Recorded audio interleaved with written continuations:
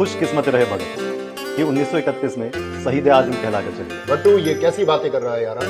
हमने मौत को एक मकसद के लिए चुना था, खुशकिस्मती के लिए। और मुझे काला पानी की सजा मिली।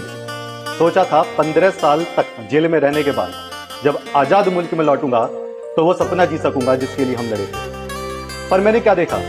गुमनामी, बीमारी, भगत। उस आजाद भारत में मुझे दवा खरीदने के पैसे नहीं थे और मुझसे क्रांतिकारी होने के प्रमाण मांगे गए। क्या? हाँ, मैं आजादी के बाद भी 18 सालों तक जिंदा रहा, यह देखने के लिए कि जिस व्यवस्था को हम बदलना चाहते थे वो बस चेहरे बदलकर और मजबूत हो गई। भगत यारा, मेरे साथ जो हुआ सो हुआ, पर आज के वर्तमान भारत का तो और भी बुरा हाल है। हाँ यारा, हमारे प्यारे भारत, हमारे सपनों के भारत का ऐसा बुरा हाल देखकर मुझे बहुत तकलीफ होती है। बट्टू, हमने बहरी सल्तनत को सुनाने के लिए असेंबली में बोल रखा था। हमारा मकसद जान लेना नहीं, जान डालना था। हम चाहते थे पब्लिक सेफ्टी बिल और ट्रेड डिस्प्यूट बिल के खिलाफ मुल्क जागे। हम मजदूर और इंसान के हक की बात कर रहे थे और आज के सत्ताधारी हमारे नाम की माला पहनकर इंसान को धर्म और जाति के नाम पर बांट रहे हैं। ये मजदूरों की नहीं, पूंजीपतियों की तिजोरी भर रहे हैं। भगत, अंग्रेजों की गुलामी से ज्यादा चुभती है अपनों की गुलामी। वो हमें क्रांतिकारी कहते हैं पर हमारे विचारों से डरते हैं। वो भी क्या दिन थे जब हम अपने विचारों को रखते थे वे अखबारों और मीडिया के माध्यम से नौजवानों तक पहुंचते थे, जिससे नौजवान अंग्रेजों से लड़ने को प्रेरित होते थे। पर आज के नौजवानों का क्या ही कहना, वह व्हाट्सएप यूनिवर्सिटी की बातों को सच मानते हैं और रील्स स्क्रॉल करने में अपना वक्त जाया करते हैं। वह देशभक्त नहीं बल्कि इन्फ्लुएंसर बनने में ज्यादा इंटरेस्टेड है।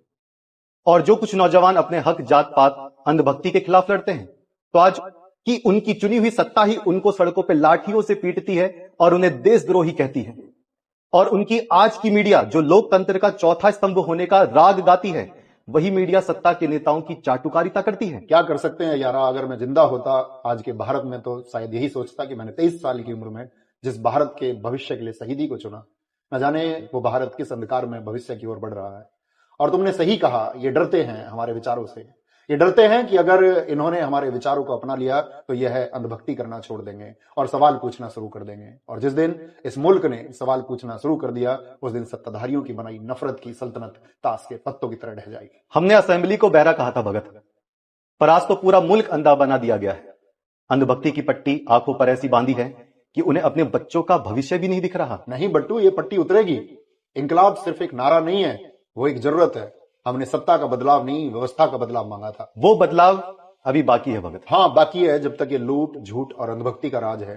वैसे आज 18 नवंबर है यारा, तुम्हारा जन्मदिन। जन्मदिन मुबारक हो बट्टू यारा।